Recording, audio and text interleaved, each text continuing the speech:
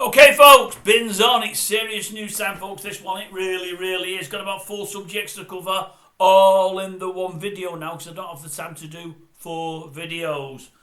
Who we're going to be starting with? We're going to be starting with... obviously sad news about Timothy. It'll be Timothy up first. Who have we got after that?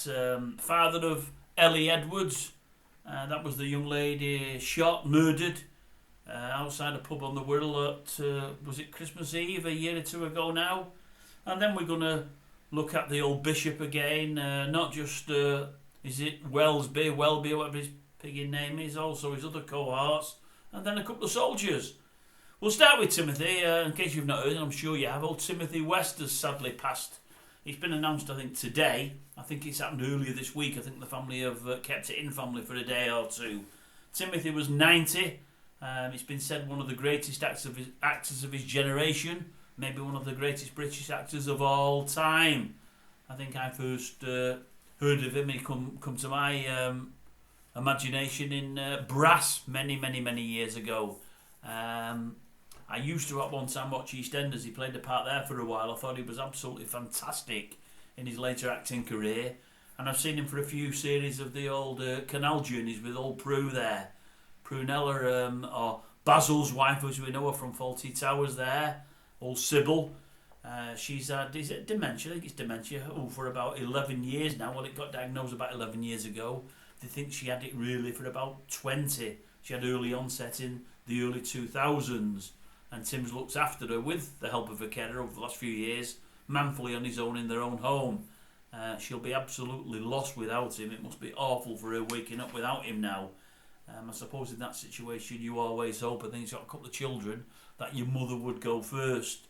You wouldn't wish her to be on her own without what would have been a rock, as the Queen would have said at one time about old Philip there.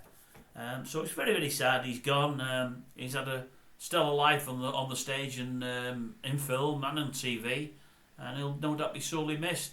I seen a clip on the TV tonight. I think a clip from Doctors. I think that was his last part. I think that's a soap that's been taken off the BB. Has it ended now, or it's ended within the next few weeks, I think? And you've seen him there on screen, and for 90, God, he looked good. He didn't half look good for 90. Brilliant shape he was. But as I say, sadly, he's gone. What else have we got? Wait a minute. Yes, I seen on TV this morning they had Ellie Edwards, his dad. Ellie, you might remember, was shot down with a machine gun down outside a pub. I think it was Christmas Eve. Was it the year before last? A couple of rival gangs at war, and one guy passed another guy machine gun, and he just went like that over the big ad, and I think it was the big ad, the smoking area of a pub.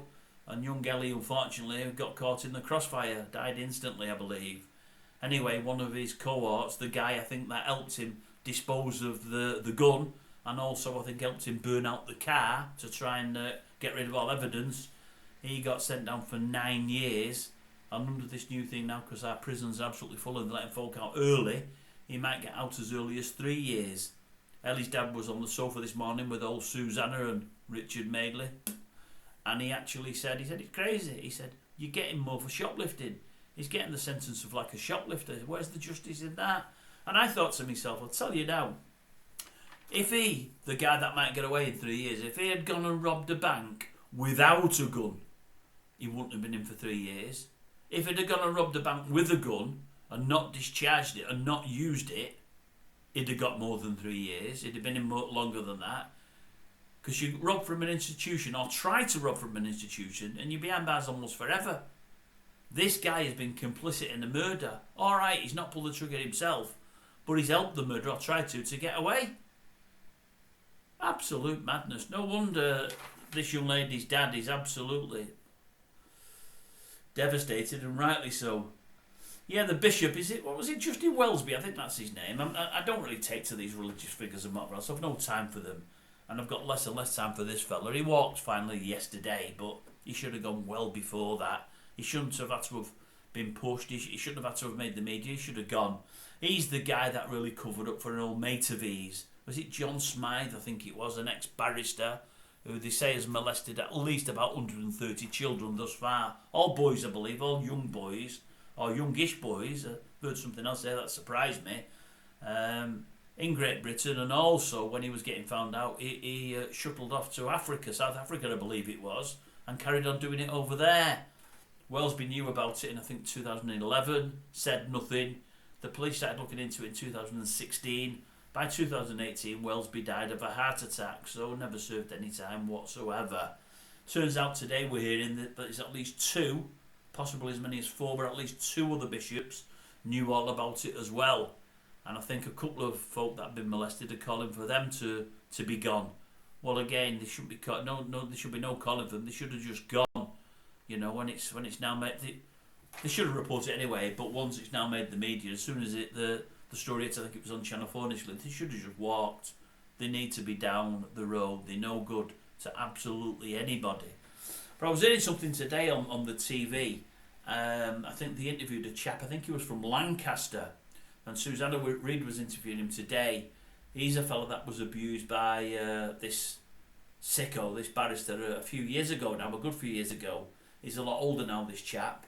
And Susanna, I mean, it's in the press a little bit. They're having a pop at her for sort of trying to say she was insensitive and trying to get more info out of him than he wanted to give. I just don't think she knew how to approach it, really. And she wanted him to give some idea to the folk listening what this guy got up to, but without getting too graphic. And he seemed a bit reticent at the start, but then he opened up a bit. And this fellow, because he said he's forgiven Smythe, who's now died, and he's also forgiven the Archbishop of Canterbury that was. He said, I've got to work that way. He said, because if I don't forgive, it's always with me and it eats away even more, and my life is going to be worse. He said, but if I forgive, I can move on. Well, I thought that's admirable, number one. But number two, I certainly could not forgive, not for one moment at all. But anyway, he's saying what happened is he said he first come across this fella when he went to Cambridge. This young lad from Lancaster, I say young lad, he's near to my age now, went to Cambridge. Now, I don't know what this John Smythe was. I don't know what the link was. I don't know if he was a teacher for a barrister at Cambridge or what he was, or whether he was brought in from time to time for lessons, or I don't know. I don't know what his links are to the Church of England. Maybe he was just a supporter of them and giving them money. That's what these folk do to have deeds covered up. I don't know what he was to the Church of England, although all these bishops knew about him and he was well in with the Church of England. But he was saying, he said, he did a couple of years at Cambridge.